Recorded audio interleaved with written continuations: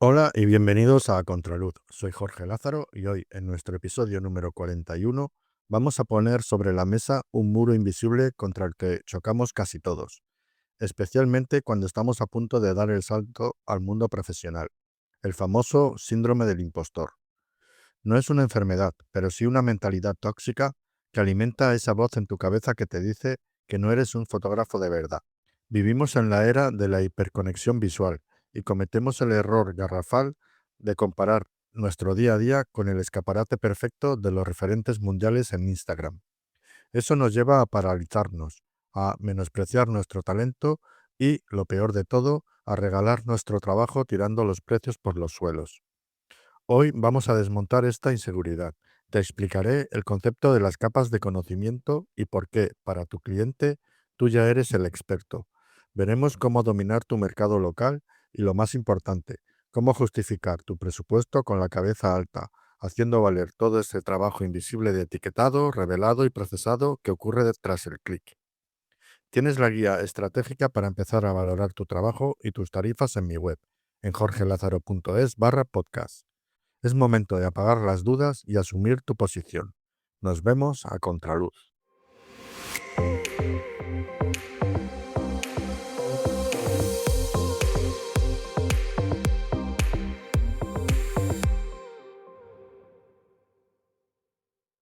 Bueno, creo que un porcentaje sorprendentemente alto de creadores visuales sufren un nivel de autosabotaje tan, pero tan extremo que preferirían trabajar gratis antes que enviar un presupuesto de 1.000 euros a un cliente potencial. Ya, es una locura. O sea, existe esa sensación paralizante de estar frente al ordenador a punto de enviar un correo con una tarifa y sentir que uno es un fraude absoluto. Totalmente. Es ese pensamiento intrusivo que susurra que en cualquier momento alguien va a descubrir que el profesional al mando no tiene ni la más remota idea de lo que está haciendo, independientemente de su talento real. Es una experiencia aterradora y, paradójicamente, es compartida por algunas de las mentes más brillantes y creativas del panorama actual. Es el famoso y temido síndrome del impostor. Sí, sí, sí. Y resulta imperativo entender que este fenómeno no discrimina, ¿eh? Ataca con una ferocidad inusitada a directivos con décadas de experiencia, pero golpea de una forma muy particular y destructiva a los creativos, que están justo en ese punto de transición crítico a punto de profesionalizarse. Exacto. Y precisamente por la gravedad de esa barrera invisible, la inmersión profunda de hoy aborda cómo esta mentalidad tóxica afecta específicamente al mundo creativo y muy en particular a la disciplina de la fotografía y la creación de imagen. Que es un sector muy vulnerable a esto. Muchísimo. Vamos a analizar cómo este complejo paraliza a profesionales que están literalmente al borde del precipicio, a punto de dar ese salto cualitativo vital para empezar a cobrar por su arte de manera sostenible. Eso es. Nuestra misión es entender de dónde nace exactamente esta inseguridad tan específica en el sector visual y, lo más importante, desarticular los mecanismos psicológicos para aprender a desactivarla. Porque ese punto de inflexión, donde el talento personal se cruza con el libre mercado, suele ser el caldo de cultivo perfecto para que la inseguridad eche raíces. Claro. Sin duda. Jorge Lázaro ha desgranado con una precisión quirúrgica por qué ocurre este fenómeno psicológico y cómo articular una defensa para perder el miedo a poner precio al propio trabajo.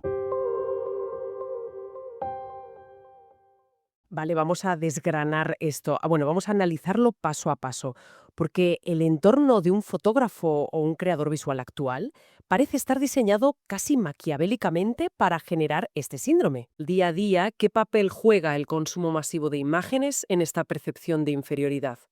A ver, el núcleo del problema radica en el ecosistema digital contemporáneo. En la era de la hiperconexión visual, plataformas centradas en la imagen han alterado por completo la percepción de la normalidad. Totalmente. Lo fascinante aquí es que la arquitectura neuronal del ser humano simplemente no está diseñada para procesar el nivel de perfección constante y curada al que el creador moderno se somete de forma voluntaria. Es que es un bombardeo. Exacta. Cuando un profesional emergente abre una de estas aplicaciones para buscar inspiración, lo que realmente está haciendo es bombardear su córtex prefrontal con producciones que, entre bambalinas, cuestan decenas de miles de euros. Claro.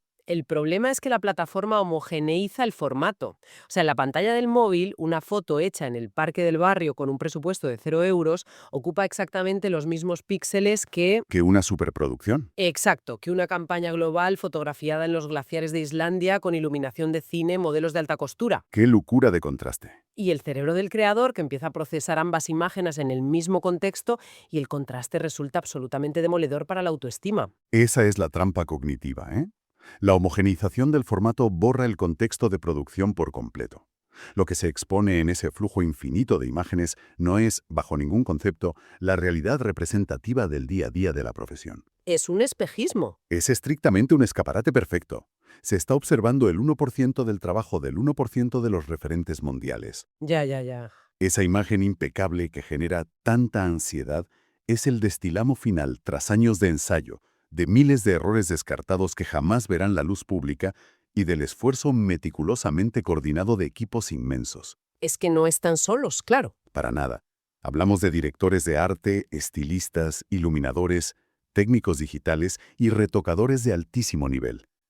La meta del profesional que está empezando se fija, de forma inconsciente, en un estándar no solo irreal, sino logísticamente inalcanzable a corto plazo por una sola persona. Fíjate, es como estar en casa un martes por la noche. La cocina es un desastre absoluto. Hay sartenes sucias, harina por la encimera, el fregadero a rebosar. Típica escena, sí. Y en ese preciso instante de caos logístico doméstico, uno abre una revista y contempla el plato final de un restaurante con 3 estrellas Michelin. Madre mía, la comparación duele. Un plato milimétricamente emplatado, rodeado de humo de nitrógeno líquido. La conclusión automática e irracional es pensar, vaya, soy un desastre en la cocina. Claro. Pero se ignora por completo que detrás de ese plato Michelin hay una brigada de 20 cocineros, proveedores exclusivos, cámaras frigoríficas especializadas y meses de pruebas de menú. Eso es. Se está comparando el caótico detrás de escena propio con los grandes éxitos hiperproducidos del resto del mundo. Es una comparación intrínsecamente viciada desde su origen. Y el peligro de esa comparación viciada es que no se limita a generar una melancolía pasajera o un simple bloqueo creativo temporal, ¿eh? Ojalá fuera solo eso. Este complejo de inferioridad profesional tiene unas consecuencias devastadoras y extremadamente tangibles en el mundo real.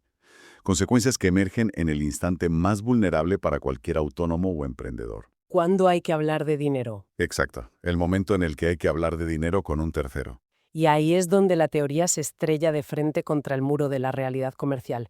Vamos a diseccionar esa escena porque es fundamental. Venga. Entra un correo electrónico o suena el teléfono. Es el gerente de una empresa local o tal vez el director de marketing de una marca mediana y solicita un reportaje profesional. Un momento de celebración en teoría. En un vacío teórico, la reacción química del cerebro debería ser una descarga de dopamina y euforia. Alguien valora el arte lo suficiente como para querer intercambiar capital por él. Sí. Pero la realidad es que a menudo se desata un pánico frío y paralizante. Porque en ese preciso milisegundo, la mente secuestra la lógica y activa todas las alarmas del síndrome del impostor. La narrativa interna se vuelve profundamente destructiva. Empieza el autosabotaje. Comienza la paranoia de pensar, seguramente han visto el perfil equivocado, o la anticipación del fracaso, pensando que en cuanto se envíe la primera foto se darán cuenta de que la técnica es fraudulenta. Es agotador. Y el clímax de esa ansiedad se cristaliza en la redacción del presupuesto. El creador se sienta frente a un documento en blanco y la parálisis es total al intentar asignar un valor numérico a su propio esfuerzo. Pero hay una mecánica subyacente fascinante en ese momento de asignar precio. El miedo irracional toma el control absoluto y el cerebro del creador, buscando una referencia, vuelve instintivamente a la trampa de las redes sociales. A comparar con el 1%. Eso es. Piensa en las tarifas de ese referente mundial intocable al que admira. Traza una línea imaginaria hasta su propio nivel, concluye que está a años luz de distancia y le invade el terror de parecer un arrogante. Ya. El resultado es un mecanismo de defensa nefasto, fijar una tarifa ridículamente baja para compensar esa supuesta falta de genialidad, o incluso llegar al extremo de justificar trabajar gratis bajo el pretexto de ganar experiencia. Lo cual constituye un acto flagrante de autosabotaje financiero con efecto dominó. Por un lado, devaluar el propio trabajo asfixia económicamente al creador imposibilitando la reinversión en mejor equipo técnico, O en formación. en formación avanzada o simplemente en el tiempo necesario para investigar y mejorar. Se crea un bucle de precariedad terrible. Totalmente. Y a nivel macroeconómico dentro del sector sienta un precedente desastroso. Se pervierte la percepción del valor en el mercado local. Se hunden los precios para todos. Y todo esto ocurre por una asunción fundamentalmente errónea. El creador da por sentado que el cliente le va a evaluar utilizando la misma lupa hipercrítica y destructiva con la que él mismo analiza sus propios defectos frente al espejo. Y es precisamente en este monumental punto ciego donde entra en juego la genialidad del marco conceptual de Jorge Lázaro. Fundamental este punto. Quien se dedica a una disciplina creativa suele vivir encapsulado en una burbuja hermética. Completamente. Son perfiles obsesionados con su sector. Consumen foros de técnica, debaten sobre sensores de cámaras a las 3 de la madrugada y conocen la biografía de los grandes maestros de la luz. Una fricción mental constante. Se mueven en una capa de conocimiento extremadamente profunda y especializada, pero olvidan la variable más importante de la ecuación comercial, o sea, el cliente medio no habita en esa burbuja. Ese es un axioma vital que suele ignorarse, ¿eh? El propietario de una clínica dental o el fundador de una marca de ropa emergente no consumen tutoriales técnicos de refracción de luz en su tiempo libre. Para nada. No operan en esa capa superior de información especializada. Su foco está en sus propios negocios. Por lo tanto, su criterio para evaluar una imagen está basado en si esa imagen resuelve su problema de comunicación. No en la técnica pura. Exacto. No se fijan en si el esquema de iluminación emula perfectamente el de una portada de revista internacional. A ver, espera. Vamos a detenernos aquí un segundo, porque quiero plantear una objeción realista. Dime. Eso asume que el cliente es casi un analfabeto visual. Pero hoy en día cualquiera tiene un teléfono inteligente de última generación en el bolsillo, consume contenido estético en redes de forma masiva y está expuesto a la publicidad de más alta calidad del planeta a diario. Es innegable. No peca de ingenuidad pensar que el cliente moderno no tiene un ojo educado capaz de distinguir entre un trabajo absolutamente brillante y uno meramente pasable. Aquí es donde se pone realmente interesante. Es una distinción fundamental la que planteas. O sea, no se trata de subestimar la cultura visual del cliente. Efectivamente, saben identificar lo que es atractivo. Saben lo que les gusta. Lo que el cliente profano desconoce por completo es la mecánica de ejecución. Pueden ver una fotografía y saber que les gusta, pero no tienen la menor idea de cómo replicarla o qué decisiones técnicas la hicieron posible. Claro, ven el resultado, no el proceso. Y esta perspectiva lo cambia todo radicalmente. Si un cliente invierte su tiempo en redactar un correo solicitando un presupuesto, es porque previamente ha navegado por el portfolio de ese profesional. ¿Ha hecho su investigación? ¿Sí? Ha evaluado el nivel actual, las limitaciones y las fortalezas evidentes en ese trabajo, y ha concluido que esa estética sirve para su propósito. ¿Le encaja? En la realidad pragmática de ese cliente, el profesional contactado ya ocupa esa codiciada capa superior de conocimiento. El creador ya ha sido validado como el experto capacitado para liderar y resolver ese proyecto visual concreto. Asumir ese rol de experto frente al cliente no constituye ningún engaño ni impostura, ¿eh? Es el orden natural de la relación comercial. El cliente necesita cruzar un abismo entre su situación actual, Que suele ser una identidad visual precaria, exacto, una identidad visual deficiente que lastra sus ventas, y su objetivo.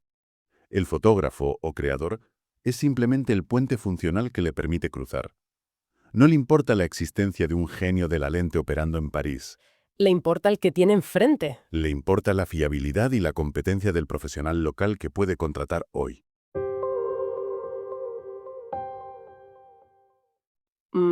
Entender que el cliente ya otorga ese valor predeterminado es un alivio conceptual enorme.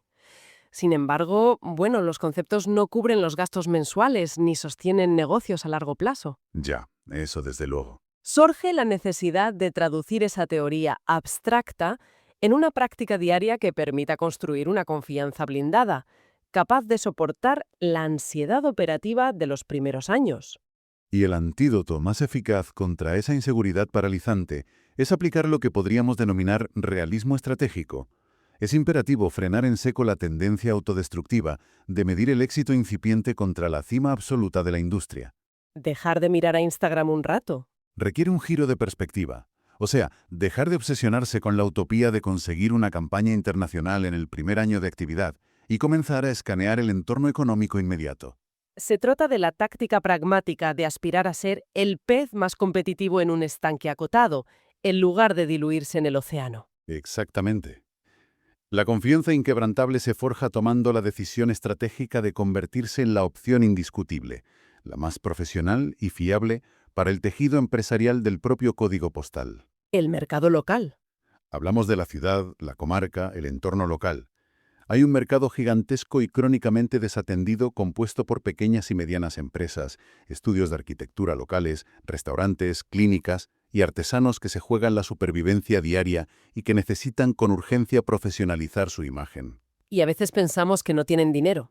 Pero, contrariamente al mito popular, estos negocios disponen de presupuesto y están dispuestos a invertirlo si la propuesta de valor es cristalina. Hay una lección universal en este enfoque del mercado local, aplicable no solo a la fotografía, sino a quienes se dedican al diseño gráfico, la programación web o la redacción publicitaria. Sirve para cualquier freelance. La forma más expedita de silenciar al impostor interno no es recibir halagos vacíos en redes, sino generar un impacto medible.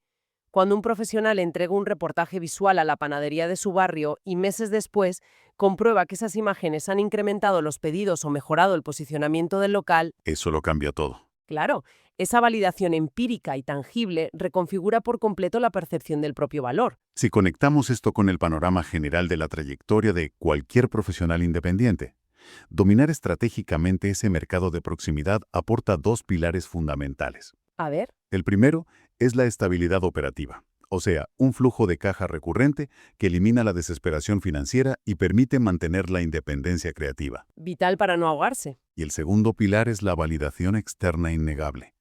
La verdadera seguridad en las propias capacidades no surge de leer literatura de autoayuda. No, surge de trabajar. Emerge de la fricción constante con el mundo real, resolviendo problemas a clientes tangibles que pagan facturas y aprecian un servicio riguroso y cercano. Es la competencia demostrada en la trinchera la que forja al profesional. Ahora, imaginemos que ese cambio de paradigma ya se ha interiorizado. ¿Vale?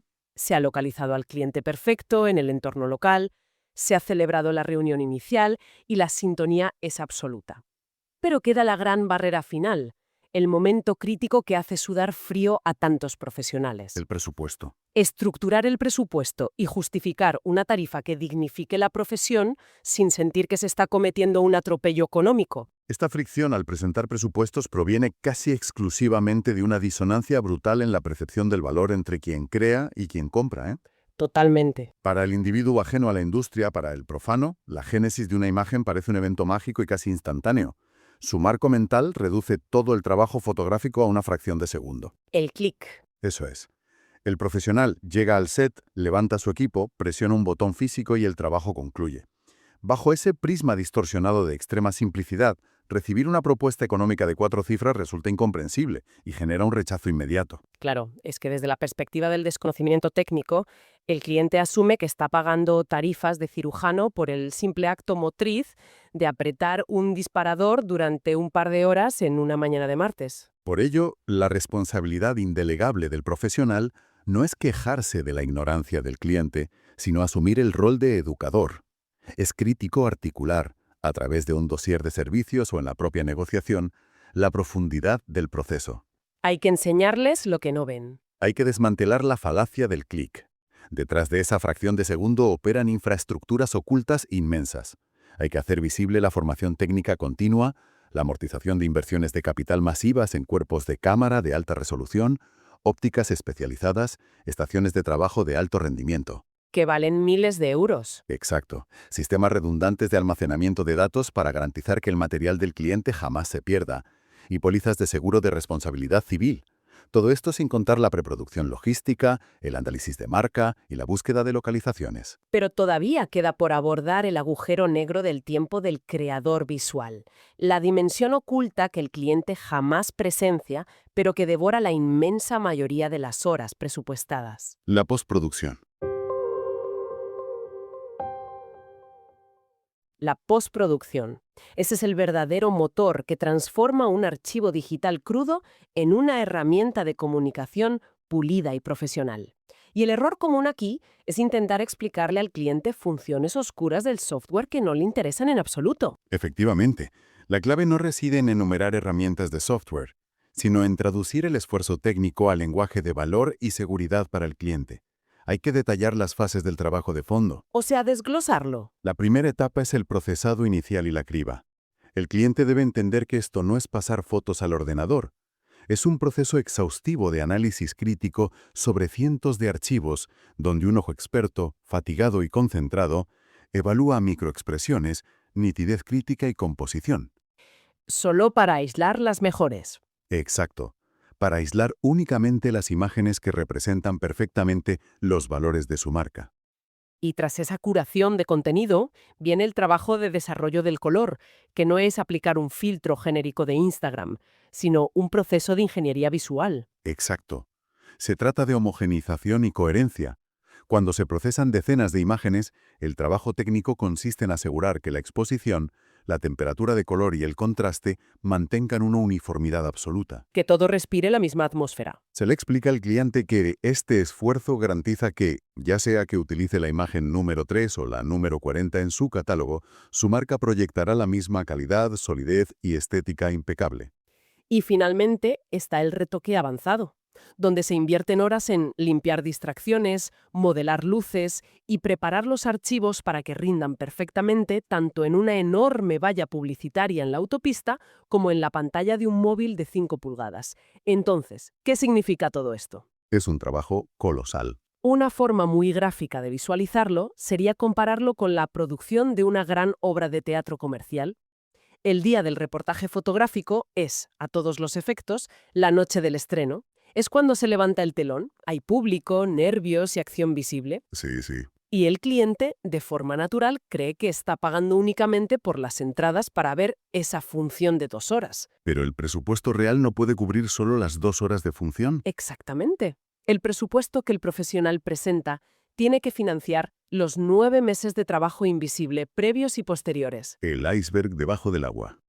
Tiene que cubrir la escritura del guión original, el tedioso casting de actores, la construcción minuciosa de los decorados en talleres clandestinos, los meses de ensayos a puerta cerrada y la mezcla de sonido.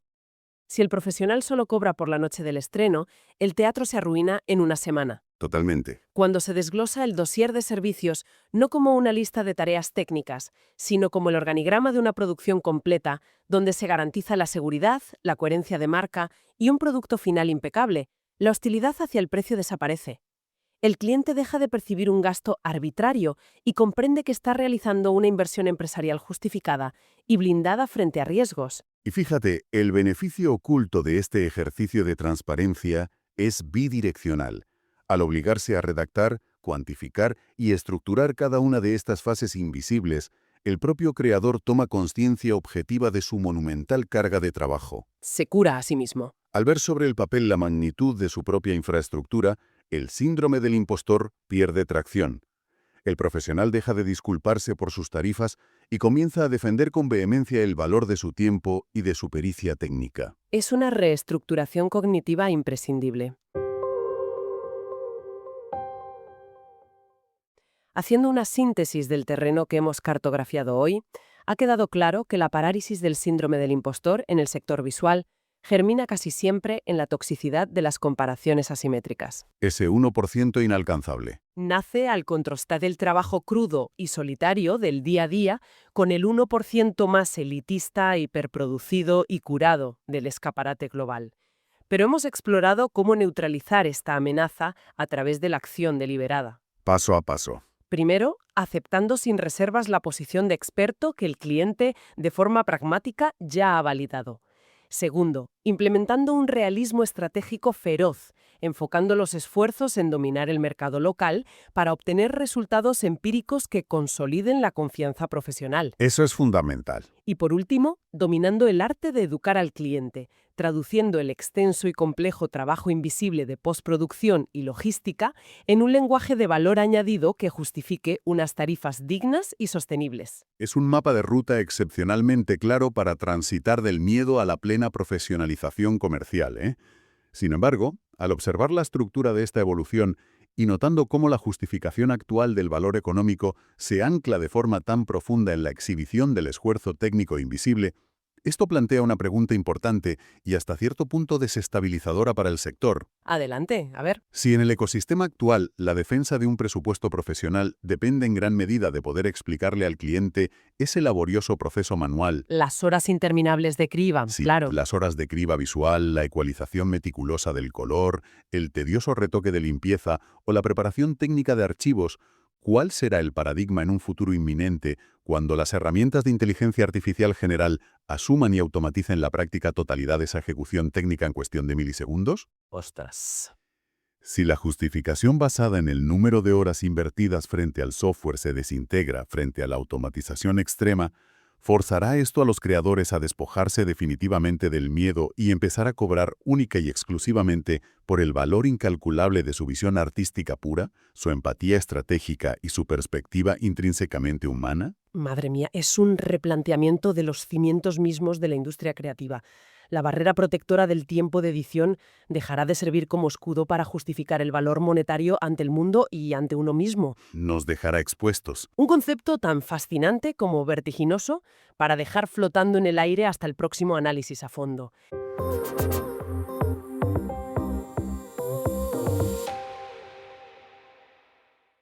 Y con esto cerramos nuestro episodio sobre el síndrome del impostor. Espero que estas reflexiones te ayuden a mirarte al espejo con el respeto que te mereces y a entender que la confianza no se construye con frases motivacionales, sino entregando trabajos impecables a los clientes reales que valoran tu cercanía y tu calidad. Recuerda, deja de comparar tu inicio con el final de otros. Tu cliente local no busca una estrella internacional, te busca a ti para que resuelvas un problema visual. Educa a tu audiencia, desglosa tu presupuesto explicando que la sesión es solo la punta del iceberg y cobra tarifas dignas que respeten tus horas de edición y tu inversión en equipo. Si tú no valoras tu tiempo, nadie lo hará por ti. Sigue trabajando duro porque te aseguro que el camino se hace paso a paso. Tienes todos los detalles sobre cómo calcular tus costes fijos y el desglose de las fases de postproducción en el artículo completo de este episodio, disponible en jorgelazaro.es/podcast. Ahora dime, ¿has sentido alguna vez ese miedo a que el cliente descubra que ya no eres tan bueno o has aprendido a defender tus presupuestos con seguridad? Déjame un comentario en tu plataforma de podcast favorita y si aún no lo haces, dale al botón de seguir para no perderte nuestra próxima aventura fotográfica. Gracias por acompañarme en este episodio de A Contraluz. Nos escuchamos la próxima semana.